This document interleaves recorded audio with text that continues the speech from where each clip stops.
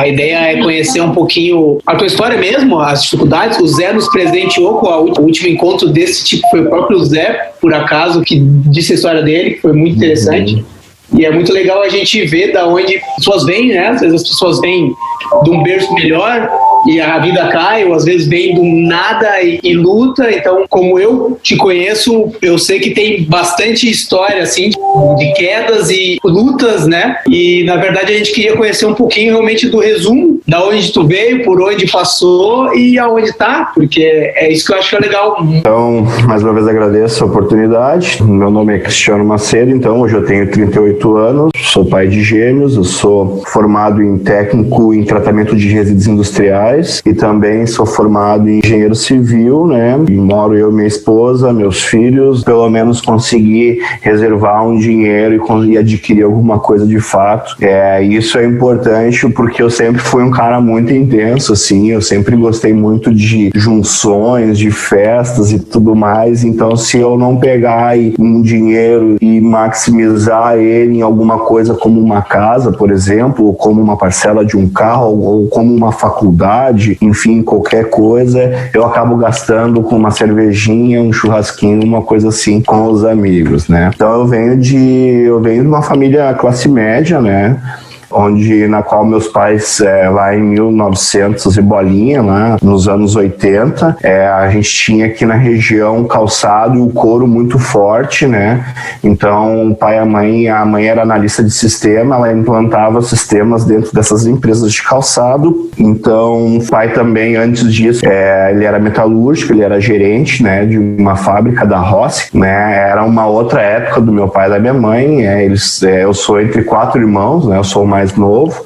Eu nasci em Novo Hamburgo, meus outros irmãos, 2 nasceram em Porto Alegre, o Thiago nasceu em Caxias, e aí então eles vieram para cá. Aconteceu um evento lá na Rossi, na qual meu pai, como gerente, como gestor, foi responsabilidade, então ele acabou saindo do mercado, né? Até então não teve problema, porque a minha mãe era um exemplo de pessoa, até o Mauri conhece, né? Ela é uma pessoa muito ativa, muito para cima, muito up.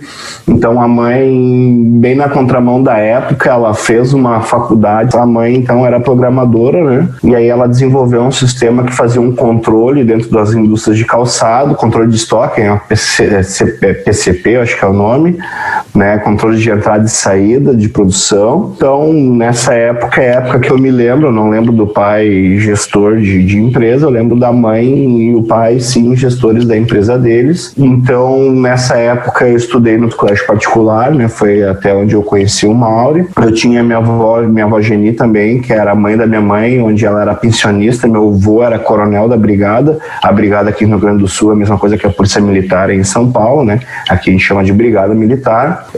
O avô então era coronel, a minha avó ele é falecido já, nem conheci ele, então minha avó tinha uma aposentadoria legal lá. Então eu tinha essa oportunidade em colégio privado e tal, né? Nível top, show de bola.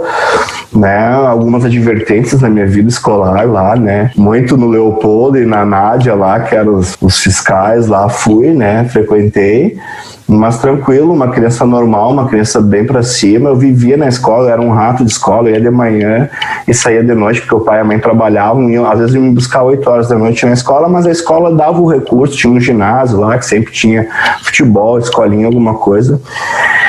E aí veio uma quebra no calçado, né?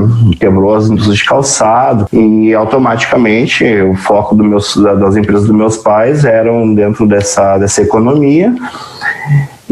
E aí, então, eles começaram a cortar gastos, né? E eu ainda consegui me manter na escola particular por conta que a minha avó Geni, ela fazia questão, né? A minha avó era muito, como é que eu vou dizer assim, ela era muito chique, assim, ela era muito próxima às coisas, ela tinha muitos esses valores, assim, que era uma coisa que vinha das coisas antigas da sociedade de Porto Alegre e tal, besteira, mas enfim.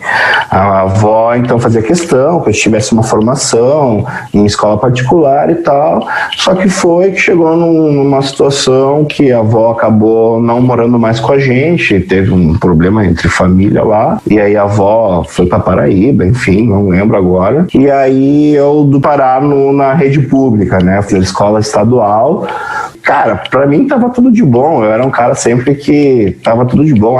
O Mauro é meu amigo, o Fernando é meu amigo, nós vamos se ver. E pra mim não muda nada, isso é só uma escola. Fui para um colégio estadual, me dei super bem. No início o pessoal tinha um certo preconceito comigo, eu escutava piadinhas, o playboyzinho que veio da particular, não sei o quê, e eu levava. Mas logo não tem, a diferença do ensino, ela existe, ela é grotesca. Eu cheguei lá no primeiro ano da escola estadual voando, né?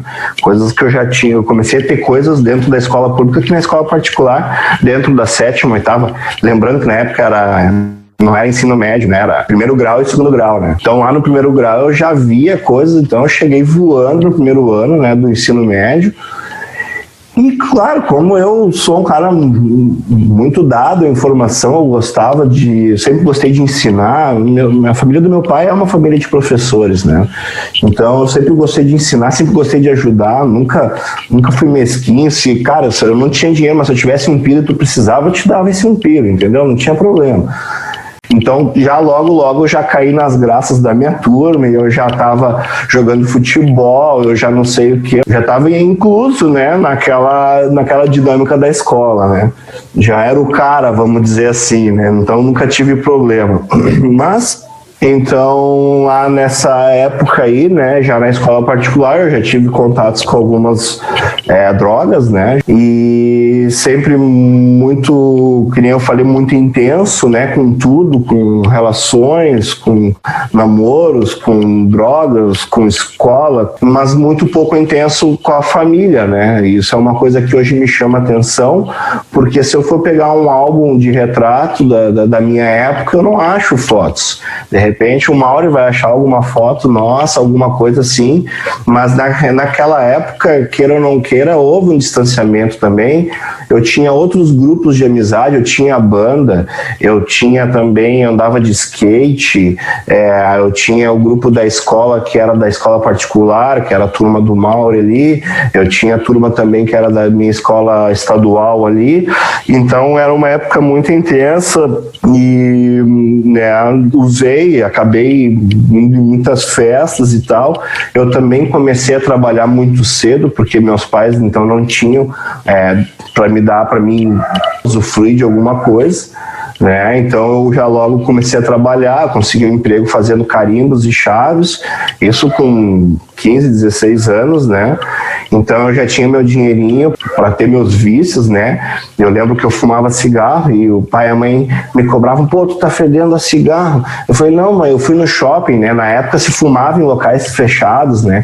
Então aquela coisa já de tu omitir aquelas coisas pro pai e pra mãe, né? E já um distanciamento de tu não se abrir, coisa que sempre se teve antes, né? De tu começar a ter esses vícios, essas coisas, né? Então, sempre trabalhei para poder, vamos dizer assim, sustentar meus vícios, né? Como eu falei, eu sempre era muito intenso, gostava muito de festa, de galera e coisa nada. Mas aí um dia, tô eu com os amigos da banda lá, chegou um cara de uma outra banda e trouxe uma moeda de 1900 e lá vai bolinhas. Olha só que eu achei no lixão hoje, uma moeda de 1930 e poucos, alguma coisa assim. Sim. Eu falei, cara, não me chamou a atenção a moeda de 1900 e bolinha. Eu falei, cara, mas o que tu tá fazendo no lixão? Perguntei pra ele. Não, eu tô fazendo um curso assim assado, lá no Senai, Distância Velha, que é o curso de tratamento de resíduos industriais, e a gente foi fazer uma visita ao lixão, e aí aquilo ali me deu um estalo. Eu falei, olha só que interessante. Aí, bom, a gente tá falando disso aí de 98, né? Meio ambiente, uma coisa totalmente nova. Me deu um estalo, legal, cara, a área de meio ambiente é uma área que vai crescer, né, ainda, né, vai estourar ainda. Gostei. Fui lá naquele ano, que já era fim de ano e tal, no outro ano fui lá, me inscrevi no Senai, né, ainda trabalhando como chaveiro e fazendo carimbo e tudo mais. E aí eu mesmo, com o meu salário, agora em vez de pegar e inserir esse dinheiro em festas e tudo mais, eu comecei então a bancar os meus estudos, né? Já que meu pai e minha mãe não me dariam recurso para isso, Eu não era inteligente o suficiente para passar numa URGS, mesmo se fosse, não sei se eu teria condições de me manter, né? O meu deslocamento até Porto Alegre tem isso também, né? A escola pública é gratuita, mas vai se deslocar para lá, né? Entendeu? Vai se adaptar ao sistema de horário de uma faculdade dessa. Então, eu, na verdade, na época não fui aprovado no quartel, que aqui tu é voluntário, nessa região tu é voluntário, eu queria servir, né, porque eu me criei com fotos do meu pai servindo, meus irmãos servindo, né, então eu não servi, não passei no vestibular da faculdade, né, da Universidade Pública. Então, graças a Deus, tinha aquele meu trabalhinho e pude, então, fazer um curso técnico no Senai. Curso esse chamado Técnico em Tratamento de Resíduos Industriais, né? Então, comecei a estudar, né, com meus próprios recursos. Aquilo ali, para mim, era algo de muito orgulho, né? Eu, muito diferente dos meus amigos da volta, né? Os que estudavam tinham quem manter, né? E os que não estudavam estavam na vida louca ali, que eu também gostava, né? Vamos dizer assim, também frequentava o meio, né? Então isso aí foi um passo importante, e tão importante de tu fazer hoje. Se tu me perguntar o que tu me indica, Cristiano, falei, cara, faz um curso técnico, porque é uma coisa que te insere ao mercado. Não adianta. A faculdade também te insere sim. Eu fui inserido graças a ser um acadêmico, né? Mas o curso técnico, ele me deu um teto salarial já desde muito novo. Tanto é que depois eu parei de trabalhar com carimbo e chave e logo fui contratado por uma multinacional para ser um operador de estação de tratamento. Olha que legal, né, cara? Naquela época já existiam leis sendo inseridas, na qual se tinha esse cuidado com o tratamento de efluentes das indústrias, né? E para se ter uma noção, quando eu consegui esse emprego de operador, eu peguei um salário mínimo, na época era R$110. E isso em 1999, 2000, alguma coisa assim, né? E eu ganhava R$560. Nossa, era 5 vezes o salário mínimo. Era uma coisa assim absurda. Tu imagina isso para um guri de 18 anos, 19 anos, ganhar R$560 e morando com os pais, né?